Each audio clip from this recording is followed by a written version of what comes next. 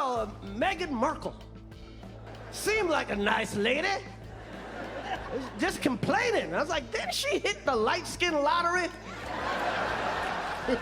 Hit the fucking light skin lottery and still going on complaining. Racist, they wanted to know how brown the baby's gonna be. I'm like, that's not racist.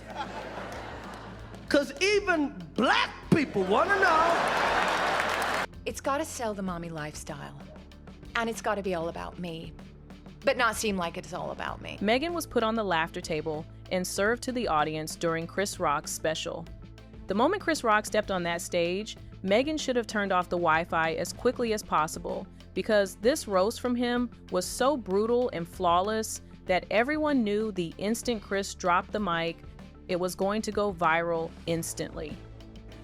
Acting all dumb like she don't know nothing. Going on Oprah, I didn't know. I had no idea how racist they were. It's the royal family. You didn't Google these motherfuckers? This is the biggest complaint she gets. You didn't Google these mother effers? How do you not Google these people? How do you not know the history of the royal family? Then Chris completely destroyed Meghan's racism claim, which she spoke about during her Oprah interview. Chris hit her right in the jaw, but that was just the start. And he's gonna lay into them even further. What the is she talking about? She didn't know. They're the original racists. They invented colonialism. They're the OGs of racism. They're the Sugar Hill gang of racism. The is she talking about? I didn't know. That's like marrying into the Budweiser family and going, they drink a lot. Then, Chris went on to completely deny Meghan's racism claim. He said what she faced wasn't racism at all. The audience was a bit shocked, wondering where he was taking this line, but it all became clear very quickly. They're so racist, they're so racist. Some of that she went through was not racism. It was just some in-law Cause she's complaining, I'm like, they wanted to know how brown the baby was gonna be. Now that's true, right? I even put the headline up so you guys remember this was a real issue. They're so racist, they wanted to know how brown the baby's gonna be. I'm like, that's not racist. Cause even black people wanna know.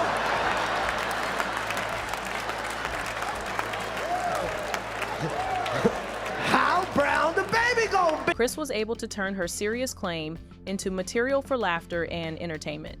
He was able to normalize the conversation she called racist, brushing it off as everyday curiosity that should never have been a big subject of discussion. This sent the crowd rolling on the floor with laughter. Now, by mocking Meghan, Chris created the pathway for other comedians to join in the roast of Meghan. And let me tell you, everybody attended the grilling session. You see, this is what happens when you bring the first black woman into the royal family. Yeah. She looked at Harry and she's like, you need to get a job. You need a job. You a grown-ass man. You can't still be living in your mama's house, Harry.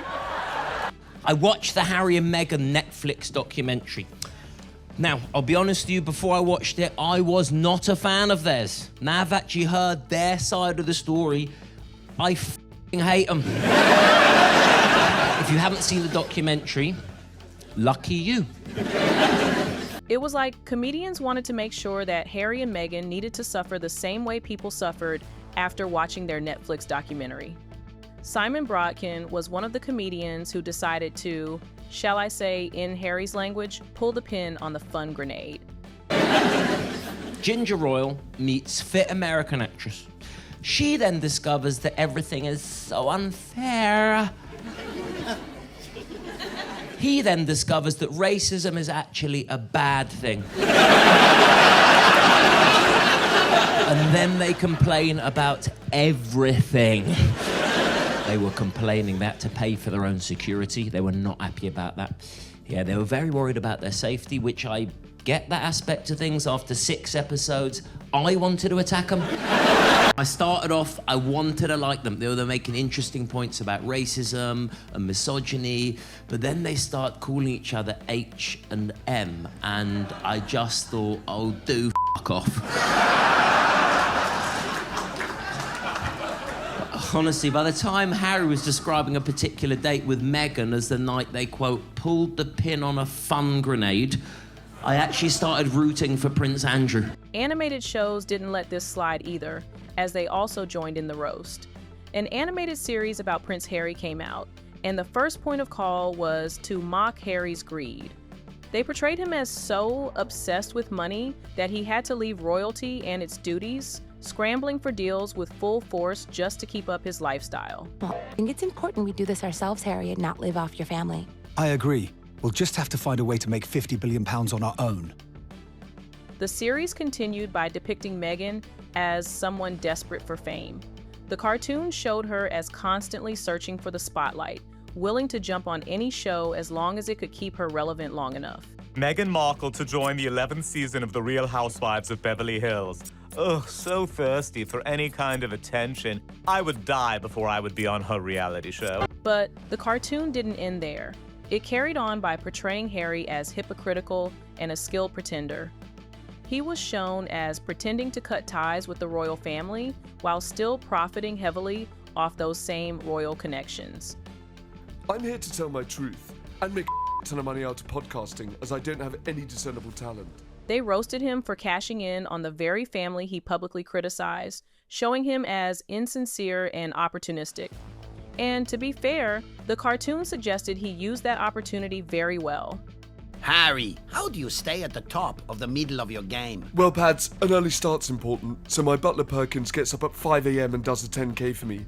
Then when he gets in, he wakes me up and Googles to see if I'm still fifth in line to the throne. Fifth in line? Yeah, Kate and Wills have any more kids, I'll move down another fucking notch. And how can we forget Saturday Night Live mocking Harry and William's rivalry? The sketch portrayed them as two brothers constantly at odds, poking fun at Harry's spare status. To apologise. Unfortunately, William's hair was unable to make it this evening. It's devastating. Oh, bravo! Hilarious. Yes, a bald joke. Even the show Suits itself didn't escape ridicule. It was mocked as being so dull that it could serve as a lullaby for kids, with the only real function being to put people to sleep. Whenever the kids are being fussy and not going to bed, she puts on an episode of Suits and they're out. So. This roast made Meghan's biggest career achievement look dull and insignificant, especially when held up against the responsibilities she once had as part of the royal family. Then South Park jumped in, and as expected, they didn't let anything slide. The show mocked Harry and Meghan for constantly demanding privacy while at the same time chasing non-stop attention. It was pure irony. They wanted to be left alone, yet they were busy giving interviews, signing book deals, and filming television shows. Isn't it true, sir, that your questionable wife has her own TV show and hangs out with celebrities and does fashion magazines? What are you suggesting? Well, I just think some people might say that your Instagram-loving wife actually doesn't want her privacy. How dare you, sir? My Instagram-loving wife has always wanted her privacy. And you know what else? To hell with Canada. We are leaving. We'll go find some quiet place where we can be normal people. Come on, wife. We want privacy. We want privacy. Harry's memoir was another target. South Park portrayed it as a never-ending pity party, mocking him for whining about his problems while still living a life far more privileged than most people in the world. He was depicted as a man stuck in constant self-pity, which turned him into an easy comedy target. You've lived a life with the royal family, you've had everything handed to you, but you say your life has been hard, and now you've written all about it in your new book, When? Yes, that's right, friend. You see, my wife and I are totally like, you should write a book because your family's like stupid, and then so are like journalists. So you hate journalists. That's right. And now you wrote a book that reports on the lives of the royal family. Right. So you're a journalist. South Park really showed that every so-called normal life decision Harry and Meghan made was never genuine. Instead, it was always about how they would look publicly. Every move was about image and branding, never about true simplicity. Then, Family Guy entered the picture, and as always, they didn't hold back. The show mocked Harry and Meghan's massive Netflix deal, portraying it as completely undeserved. According to the parody, they got paid millions without producing anything of real value. Your millions from Netflix for no one knows what. Put it with the rest of them. The joke went even further. Instead of being real content creators, they were shown as influencers doing overpriced sponsored ads. The satire painted them as two people milking every dollar they could with shallow posts while pretending they were making groundbreaking entertainment. Babe, time to do our daily $250,000 sponsored Instagram post for Del Taco. I shouldn't have left the made-up nonsense. Even in animated form, Harry was still shown as the same constant complainer. This portrayal made both him and Meghan endless comedy targets, proving that, whether in real life or cartoons, the couple had become the punchline of a global joke. So, after all these roasts, one question still remains. Are these comedians simply using satire and exaggeration to get a laugh? Or are they exposing the uncomfortable truths that Meghan and Harry try to hide? Some would argue comedy is just comedy, but others believe jokes often carry pieces of truth that people are too afraid to say outright. And if you enjoyed this breakdown, don't forget to hit that like button, share this video with others, and of course, subscribe so you don't miss our next video.